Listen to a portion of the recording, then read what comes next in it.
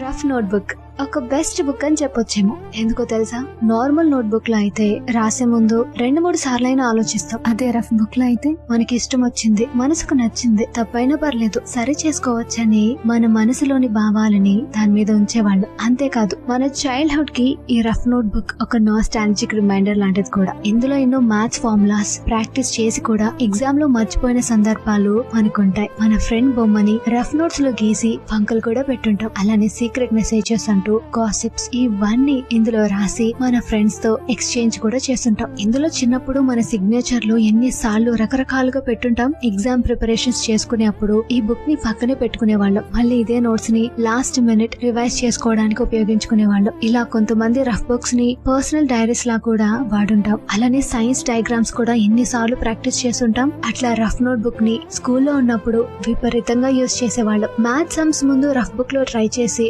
Answer రాకపోతే కొట్టేసి answer వచ్చేదాకా ప్రాక్టీస్ చేసి ఆ తర్వాత స్టెప్ బై స్టెప్ అప్పుడు నోట్స్ లో ఎక్కించేవాళ్ళం. ఏ రోజైనా మర్చిపోయి ఏదైనా సబ్జెక్ట్ నోట్స్ తీసుకురాకపోతే మనల్ని టీచర్ నుండి రక్షించుకోవడానికి ఈ రఫ్ నోట్ బుక్ తోనే మేనేజ్ చేసేవాళ్ళం. రఫ్ బుక్ కోసం స్పెషల్ గా నోట్స్ కొనడం చాలా తక్కువ. ఎందుకంటే ముందు ఇయర్ లో మిగిలిపోయిన బుక్స్ లో పేజెస్ తోనే ఒక రఫ్ బుక్ తయారు చేసుకునే వాళ్ళం. ఇలా మనందరి హార్ట్స్ లో ఒక స్పెషల్ ప్లేస్ ని కొట్టేసింది రఫ్ బుక్. ఏమంటారు?